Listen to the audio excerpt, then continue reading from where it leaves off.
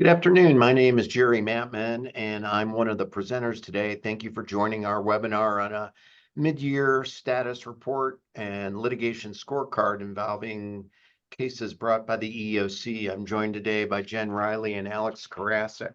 Alex is a member of our EEOC litigation team and has been handling these sorts of cases for over a decade.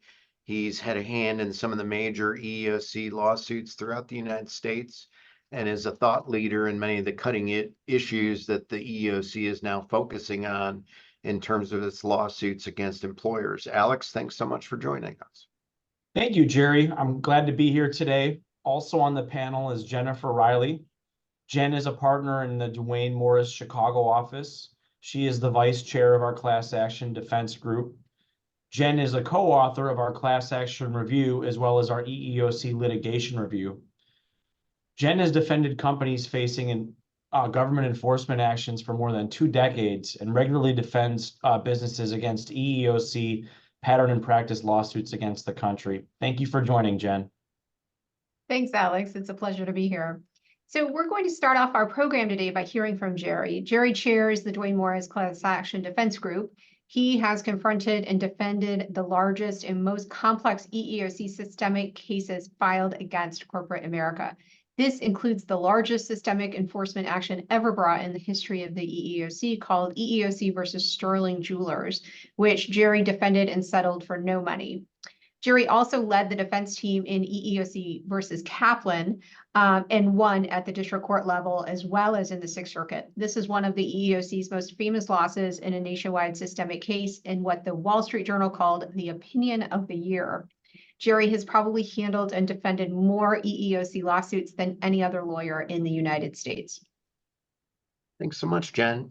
So here are the 7 items we'd like to review today in our 30-minute webinar, where we look at an overview of the cases that have been filed to date since the beginning of the fiscal year 2024, which began on October 1, 2023. We'll do that in connection with an analysis of the EEOC's annual performance report and its strategic enforcement priorities.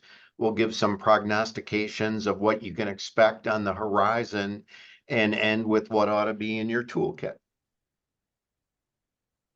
So the EEOC's fiscal year extends from October to September. So fiscal year 2024 spans from October 1, 2023 to September 30, 2024. So we're about 7 months into fiscal year 2024 at this point. In that time, the EEOC's enforcement litigation filings have been fairly status quo as compared to prior years, if not slightly lighter, with a total of about 18 new lawsuits filed. To add some perspective, at midpoint of fiscal year 2023, there were about 29 new lawsuits filed. Although that seemingly would signal a trend toward a lower yearly total, it's important to keep in mind that traditionally the EEOC completes the majority, about 85% of its annual filings toward the end of its fiscal year, so in August and September. We are currently about 7 months into the current year, and so the filings we're seeing at this point represent only a first look in terms of how the year is shaping up. These numbers are best looked at as providing a preview of what's coming and what companies can expect to see during that end of year summer filing rush. We can view the EEOC's district office enforcement activities similar to the way we review real estate. Location, location, location is everything when it comes to analyzing the filings and the litigation trends of the EEOC. So while we often think of the EEOC as an IT or a single governmental agency, when it comes to enforcement actions, a more apt term may be they, given that the EEOC operates through a series of district offices that vary in terms of the case types, the priority focus areas, and the number of filings that they pursue each year. In addition to tracking the total number of filings, we closely monitor which of the EEOC's 15 district offices has been the most active in terms of filing new cases each year and what types of cases those offices are focusing on. Some districts tend to be more aggressive than others, and some focus on different case filing priorities. So in terms of filings so far this year, the most notable trend of the first 7 months has probably been the activity in Atlanta and Philadelphia. The Atlanta and Philadelphia district offices have already filed 4 lawsuits each. Indianapolis and New York, those district offices have filed about 3 each. Houston has 2, Dallas and Chicago each have 1. That means that many of the district offices have yet to file a single lawsuit at all in fiscal year 2024. So for employers in Atlanta and Philadelphia, and in those metropolitan areas, these early tea leaves suggest a higher likelihood that some pending charges may turn into lawsuits by the end of the summer. The other thing we've looked at are types of cases, and this bar chart says it all. Retaliation is a component of the highest percentage of EEOC lawsuits filed. Why is that? Well, retaliation cases are impervious to summary judgment. The EEOC, I believe, tends to add a count alleging retaliation because it knows that will allow it to keep the case in court and to have a barrier against summary judgment. So whenever you're dealing with EEOC charges, whenever you're submitting position statements, you have to always be aware of the potential or the framing of claims by way of retaliation. The 3 most highly litigated and alleged claims, no surprise there. Again, this year, sex, race, and disability. In past years, disability has been much higher, and look for that number to go up as we get into the latter part of this fiscal year. We also looked at the percentage of lawsuit filings, and this is a little different in 2024 as compared to past years, and that is the very, very high percentage of Title VII cases, up around 83%, whereas usually that number is down in the 60s or the high 50s. There have only been a few ADA cases filed, and I would expect, again, that number to grow, especially from those particular district offices that have yet to file those claims. Only 1 claim each for age discrimination and pregnancy discrimination, because the EEOC has issued its new regulations on the Pregnancy Discrimination Act. Look for that number to also increase as the fiscal year goes on. Lastly, we looked at key industries. Hospitality, healthcare, retail employers tend to be the 3 largest over time, and they are again this year. Hospitality tends to have a lot of minimum wage workers, also tends to have a lot of teenage workers. High percentage of those workers are females, high percentage of workplace harassment charges. Healthcare, just because of the size of that industry, and retail, given the breadth of that industry. I'd say these are the areas where, especially if you operate in those industries, that you're on the radar sites of the EEOC this year. A few slides ago, Jerry pulled up a graphic that showed, in addition to retaliation, the 3 top areas where the EEOC were prosecuting claims so far this year in terms of lawsuit filings would be sex, disability, and race. And these types of cases tend to have a lot of shock value. They tend to be commonly filed by the commission. And there's a lot of developments that we want to report on in that area. First, after many people may be aware on this webinar, in 2020, the U.S. Supreme Court issued its decision in Bostock versus Clayton County. And this landmark case held that federal law prohibits employment discrimination against LGBTQ workers on the basis of sexual orientation or transgender identity. And the EEOC has constantly made this a priority in terms of its strategic enforcement goals. And one example of the EEOC keeping true to its word on that strategic priority is the filing of the EEOC versus CISPRO Inc. case. This lawsuit was filed in March of 2024 in the U.S. District Court for the Southern District of Illinois. There, the EEOC alleged that a farm violated federal law when it allowed an employee to be harassed because of her sex and gender identity after she began transitioning genders. The EEOC contended that the employee was subjected to frequent derogatory comments about her gender identity, and the co-owner refused to call this employee by her actual name that she wanted to be referred to. Instead, the employee was frequently referred to as a guy and was criticized for using employer-provided health insurance and leave for gender affirming care. So this case suggests that for workers who are filing charges in terms of, transitioning genders or gender identity related discrimination, businesses need to be paying attention to these types of filings. So this is going to be a high risk area going forward, especially with EEOC having it squarely on its litigation radar. Another notable case is involves disability discrimination. There, in EEOC versus Atlantic Property Management, the EEOC filed a lawsuit on behalf of a new hire who the company allegedly rescinded a job offer after she disclosed cancer diagnosis. This employee was offered an employment position as an executive assistant to the president and vice president of the two defendant companies. But shortly after the offer of employment was made, the employee was diagnosed with breast cancer. As you can imagine, that's certainly a sympathetic set of facts that likely drew a few extra looks from the EEOC during the investigative process. Shortly after that happened, her doctor confirmed that she was able to perform all aspects of her position, but she would need weekly treatments, resulting in a need for some time off of work. When she provided her doctor's note to the companies, the president decided to withdraw the job offer without any discussion with the employee. The EEOC in its lawsuit alleged that this violates the ADA.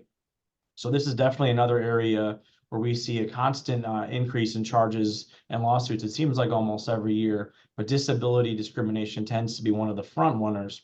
And I think going forward, one of the strategic priorities of the EEOC and a lot of chatter we hear around the workplace from companies involves mental health. And we think that's going to be another area where the EEOC really picks up litigation activity in the years to come.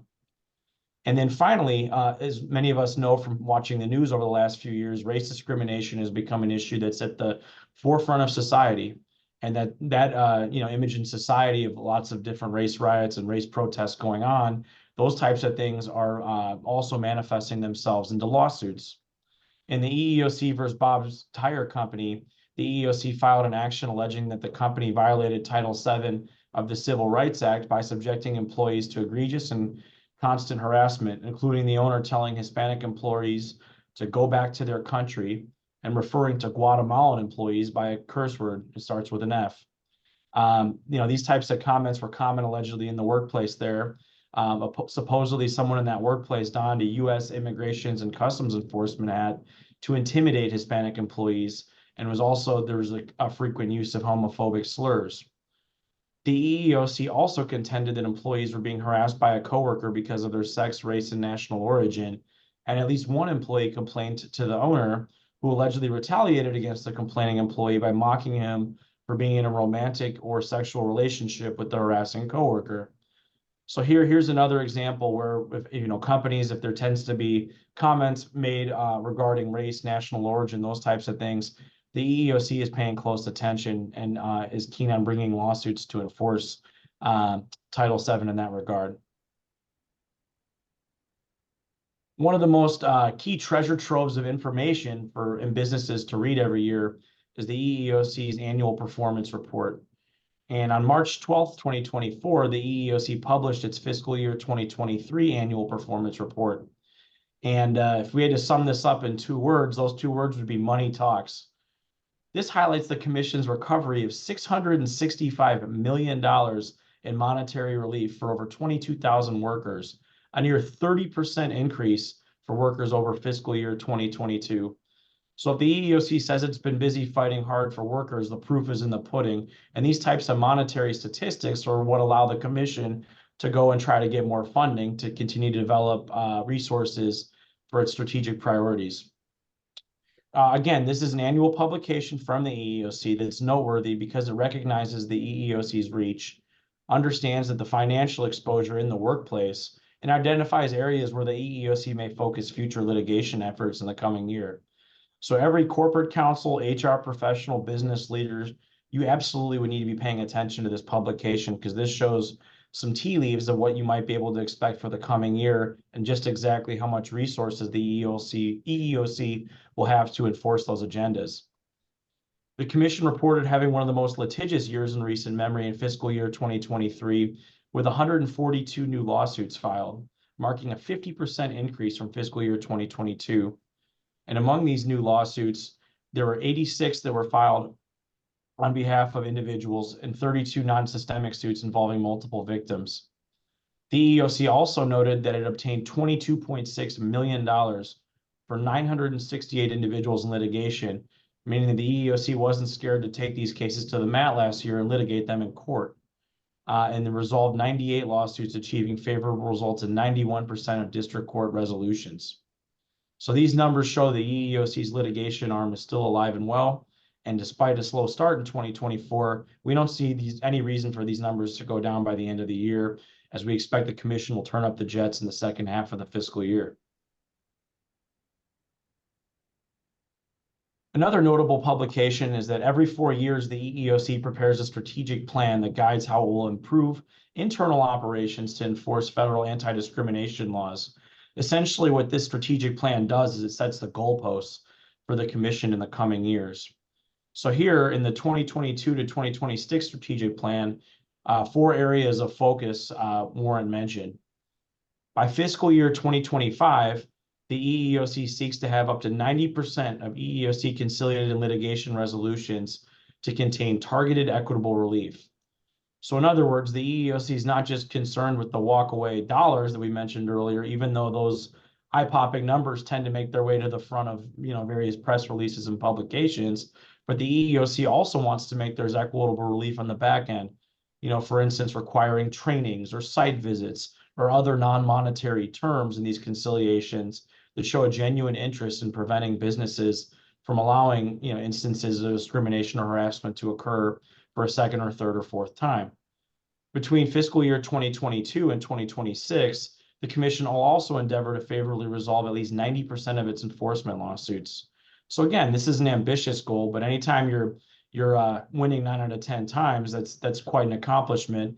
And why not shoot for the stars in these cases? The EEOC says they're going to be aggressive and seek to procure results in 90% of those.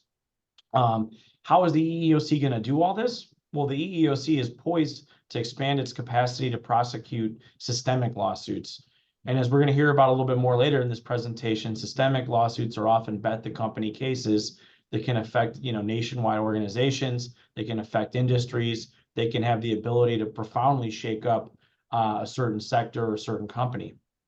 And finally, the EEOC will provide training to all its field staff on identifying and investigating discrimination. So in other words, field staff will be trained on asking themselves, is this just a one-off problem?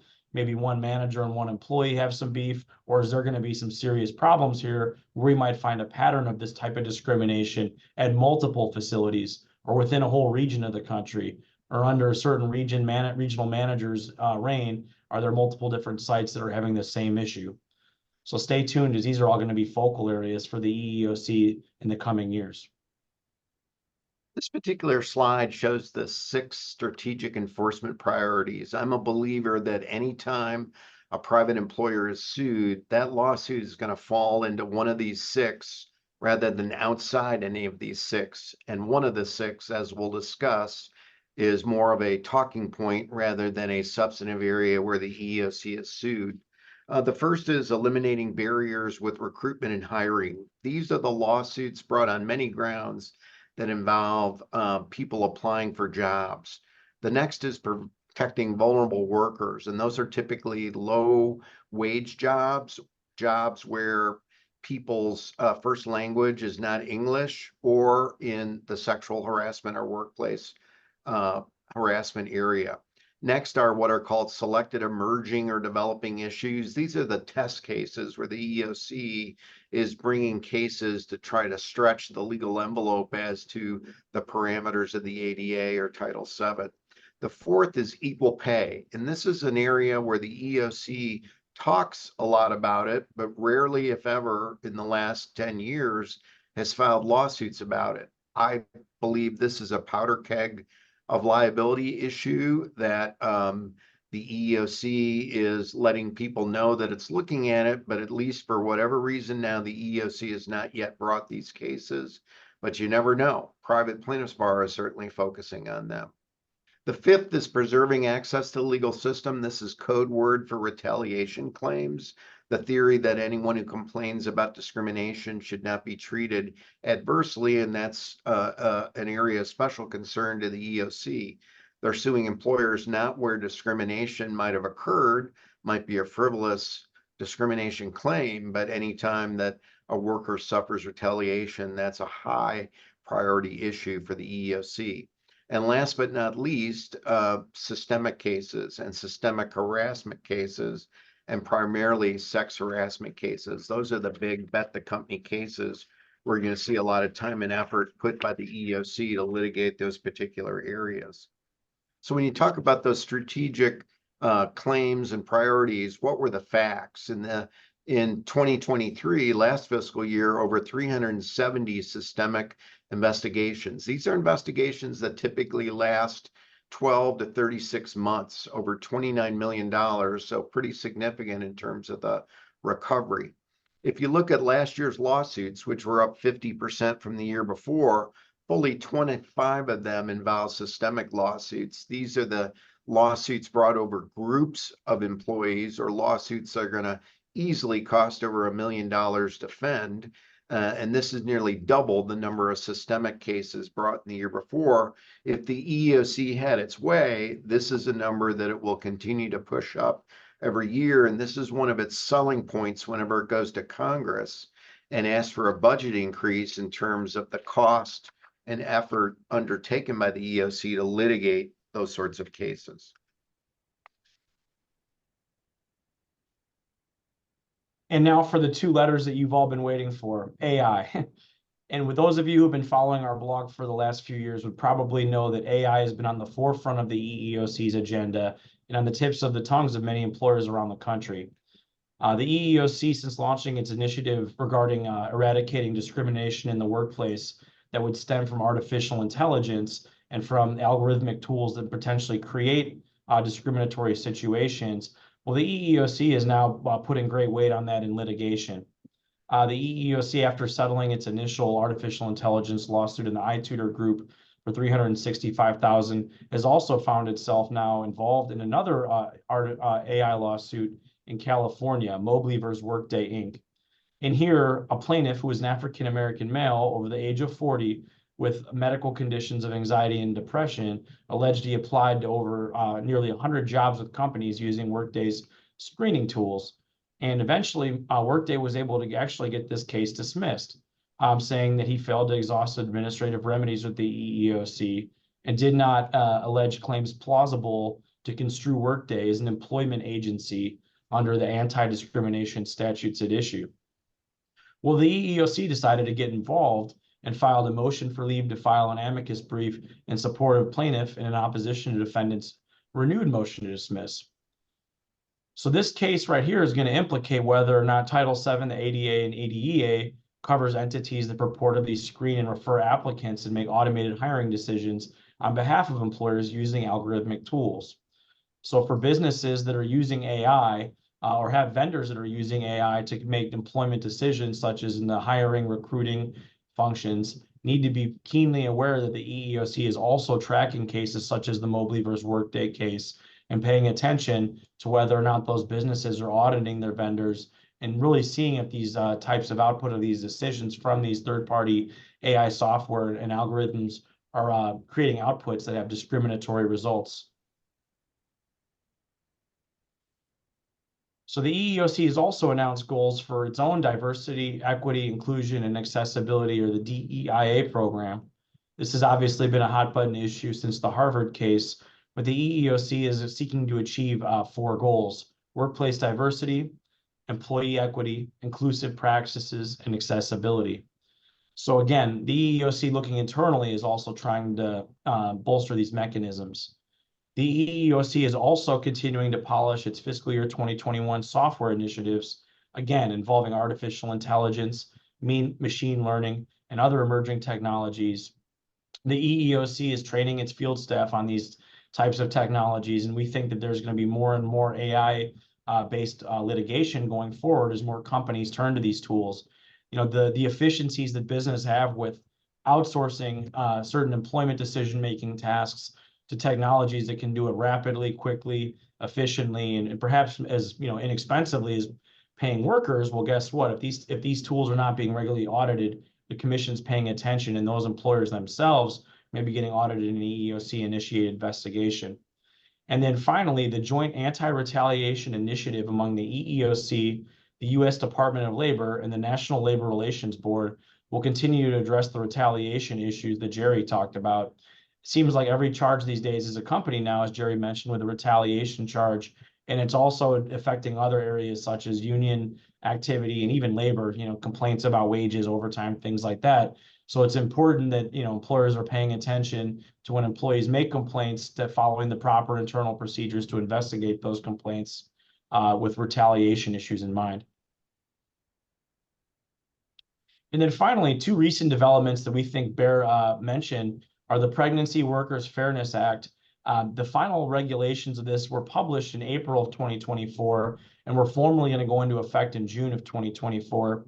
The PWFA has been in effect since June of 2023, and in essence, it expands protections for qualified individuals in the workplace regarding reasonable accommodations relating to pregnancy, childbirth, and medical conditions.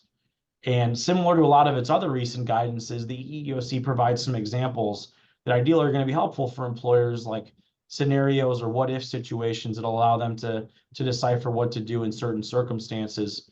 In April of 2024, the EEOC's 408-page final rule and interpretive guidance implementing the PWFA was released. So this is going to be another area where employers should have their antennas up in terms of potential discrimination charges over the next 6 to 12 months. And then potentially, when we run this report next year and the year after, you may see more and more cases being litigated with the PWFA in mind.